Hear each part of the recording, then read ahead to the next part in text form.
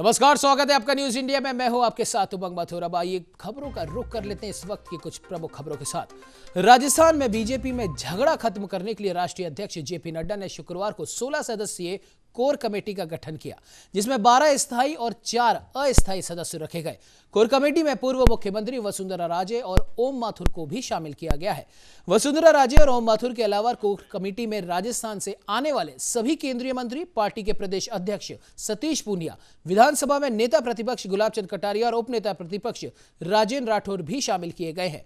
संगठन प्रभारी चंद्रशेखर को भी इस कमेटी में शामिल किया गया और इसके अलावा अलका गुर्जर जैसे राष्ट्रीय संगठन पदाधिकारियों को भी कमेटी में शामिल किया गया, जो कि राजस्थान से आते हैं।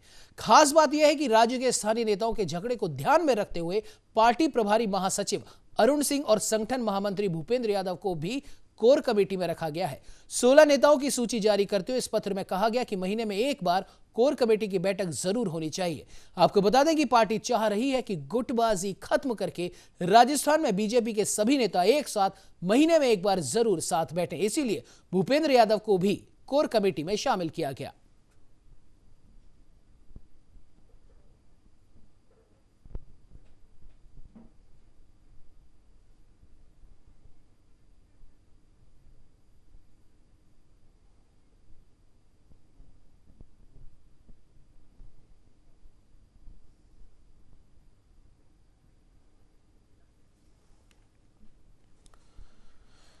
तो इस खबर पर ज्यादा जानकारी के लिए हमारे साथ हमारे संवाददाता लखवीर सिंह शेखावत फोन लाइन पर जुड़ चुका है। जी लखवीर, बीजेपी के लिए राजस्थान में इस समय हालांकि एक मजबूत विपक्ष का तो वो काम कर रही है, लेकिन फिर भी राह इतनी आसान नहीं लग रही है। आपसी गुटबाजी की खबरें अब ऐसा लग रहा है कि आम हो चली और शायद इसी वजह से इस 16 सदस्यीय कमेटी का गठन किया गया है। क्या कुछ कहना है लखवीर?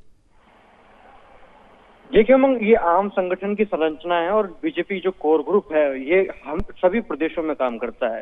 ये इस वजह से नहीं बनाया गया है कि जो गुटबाजी है, लेकिन सबसे बड़ी बात है कि जिस प्रकार से जिन चेहरों को इसमें जगह मिली है वो वाकई में इसी वजह से दी गई है कि जो गुटबाजी की और जो अंतरकलह की चर्चाएं प्रदेश बीजेपी में लगातार चल रही हैं, उसी को दूर करने के लिए इसमें पूर्व मुख्यमंत्री वसुंधरा राजे का नाम शामिल किया गया है, राष्ट्रीय महामंत्री भूपेंद्र यादव का नाम शामिल किया गया है, पूर्व में भाजपा के राष्ट्रीय उपाध्यक्ष रहे और राज्यसभा सांसद ओम प्रकाश माथुर जो बीजेपी के वरिष्ठ नेता राजस्थान से आते हैं, उनका नाम इसमें शामिल है। इसके साथ ही तमाम केंद्रीय मंत्री जो राजस्थान से जीते आते हैं, उनका नाम इसमें है। कई जो राष्ट्रीय पदाधिकारी हैं भारतीय जनता पार्टी के राजस्थान से, उनका नाम इसमें शामिल है। इसके साथ ही सबसे बड़ी बात यह है कि जो बीजेपी के प्रदेश प्रभारी हैं और सह प्रभारी हैं अरुण सिंह और भारतीबेन श्याल, उनका नाम शामिल है। उपनेता प्रतिपक्ष राजेंद्र राठौड़ हैं, नेता प्रतिपक्ष गुलाब चंद कटारिया हैं और तमाम जो भी ये नेता राजस्थान से हैं।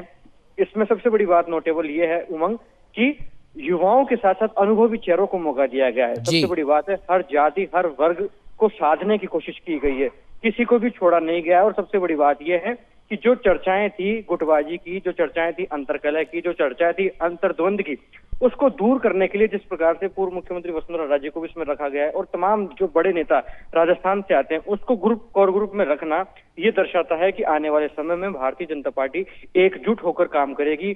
प्रदेश में 2023 में किस प्रकार से मजबूती के साथ बीजेपी की वापस से सरकार बने, इसको लेकर ये कोर ग्रुप की जो गठन किया गया है ये वाकई में नोटेबल है। और वाकई में देखने वाली बात भी होगी कि जिस प्रकार से रविवार को यानी कि कल प्रस्तावित है कि कोर ग्रुप की पहली बैठक आयोजित की जाएगी। भारतीबेन श्याल और अरुण सिंह के आज देर रात को जयपुर पहुंचने का कार्यक्रम भी है।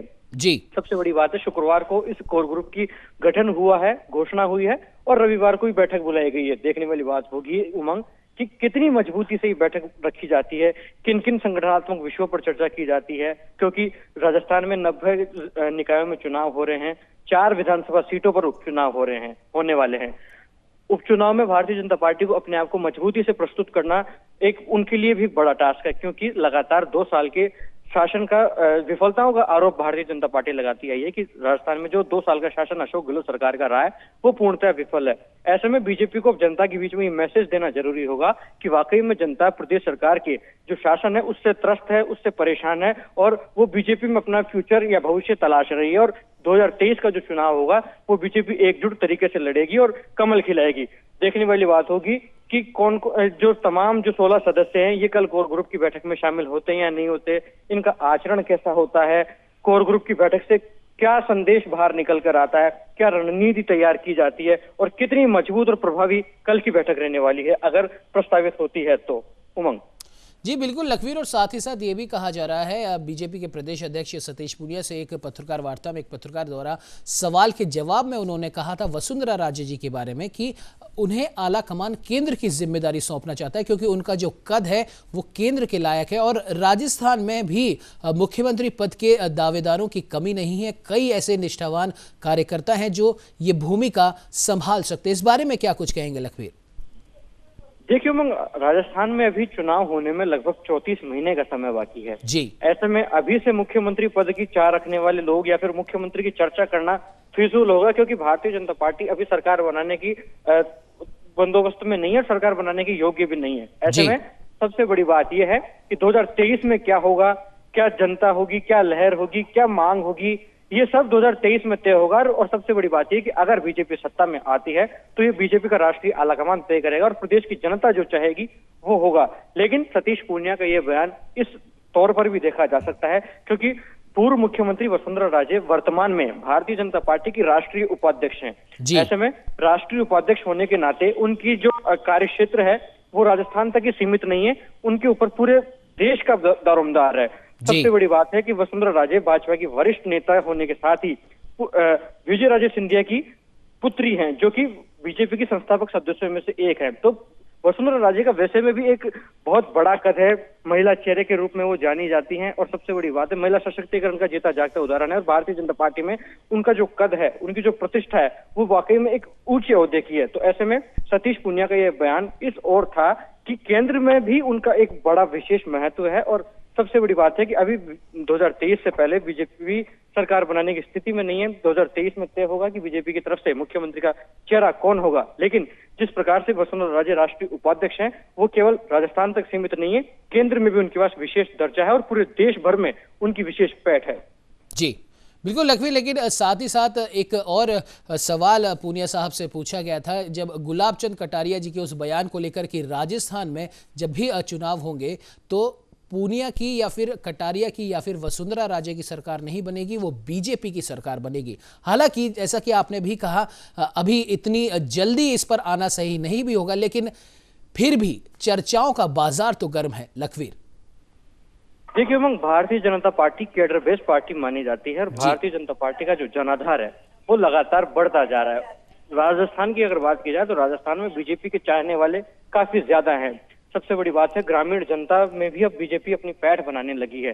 इसी के चलते जो गुलाबचंद कटारिया का बयान है वो यही है और भारतीय जनता पार्टी की रीति नीति और परिपाटी भी यही है कि भारतीय जनता पार्टी की तरफ से कोई प्रत्याशी चुनाव नहीं लड़ता है, कमल का फूल मैदान में होता है और कार्यकर्ता इसी भाव से उसके साथ जुड़ते हैं, उसके साथ लगते हैं कि हमें कमल के फूल को जिताना है, भारतीय जनता पार्टी को जिताना है, चाहे सामने कोई भी प्रत्याशी क्यों ना हो।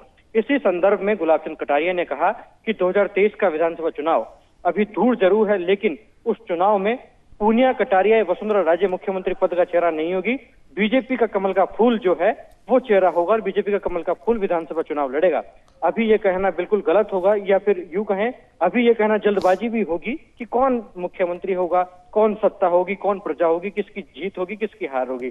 लेकिन सबसे बड़ी बात है कि बीजेपी जिस प्रकार से राजस्थान के साथ ही पूरे देश में उभरती हुई पार्टी बन रही है, लगातार सक्रियता बढ़ती जा रही है, उसके संदर्भ में ये कहना गलत होगा कि बीजेपी की तरफ से कौन मुख्यमंत्री का चेहरा होगा।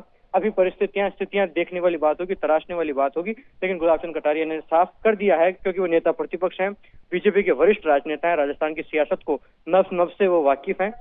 साफ तौर पर गुलाबचंद कटारिया ने कह दिया है कि कोई भी मुख्यमंत्री का चेहरा हो या नहीं हो, लेकिन बीजेपी चुनाव लड़ेगी कमल के फूल के निशान पर। और देखने वाली बात होगी कि जिस प्रकार से उनका बयान आया था उसके बाद में सबसे बड़ी बात यह है कि तमाम जो नेता हैं वो अपने अपनी जगह पर एक्टिव भी हैं। सबसे बड़ी बात है कि बीजेपी के नेता चाहे वो मुख्यमंत्री पद का जो सपना है अपने मन में संजोए हुए हों, लेकिन मीडिया के सामने कोई बात नहीं कहते हो कि भाई मैं मुख्यमंत्री बनूंगा या मैं दावेदार हूं, लेकिन उनके समर्थक लगातार धरातल पर सक्रिय हैं, सोशल मीडिया पर सक्रिय हैं। तमाम जो दिग्गज राजनेता हैं जिनका मुख्यमंत्री के तौर पर नाम देखा जाता है, उन सभी के ग्रुप पेज सोशल मीडिया पर भावी मुख्यमंत्री या फिर नेक्स्ट सीएम या फिर मिशन 2023 फॉर सीएम इस नाम से सभी के फेसबुक पेज, फेसबुक पर उनके ग्रुप एक्टिव हैं, लगातार काम कर रहे हैं। समर्थक एक माहौल बनाने की कोशिश कर रहे हैं कि अगर 2023 में बीजेपी की सरकार आती है, 2023 में बीजेपी सत्ता में काबिज होती है, तो हमारा नेता जिसको वो समर्थन देते हैं, जिसके वो समर्थक हैं,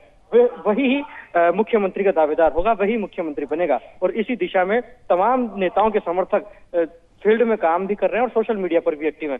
चाहे वो पूर्व मुख्यमंत्री वसुंधरा राजे का नाम हो, चाहे बीजेपी प्रदेश अध्यक्ष सतीश पूनिया का नाम हो, केंद्रीय मंत्री गजेंद्र सिंह शेखावत का नाम हो, उपनेता प्रतिपक्ष राजेंद्र राठौड़ का नाम हो, राजसमंद से सांसद दिया कुमारी का नाम हो, जयपुर ग्रामीण से सांसद कर्नल राज्यवर्धन सिंह राठौड़ का नाम हो। ये तमाम ऐसे नेता हैं जिनके समर्थक चाहते हैं कि 2023 में अगर बीजेपी सत्ता में आती है तो वही मुख्यमंत्री के दावेदार हों, वही मुख्यमंत्री बने। बहरहाल ये तमाम नेता इस बात से कन्नी काटते हुए नजर आते हैं और इस बात को ये भी कहते हैं कि फिलहाल अभी जल्दबाजी होगी और हम अपने आप को मुख्यमंत्री का दावेदार भी नहीं मानते और हम मुख्यमंत्री नहीं भी बनना चाहते।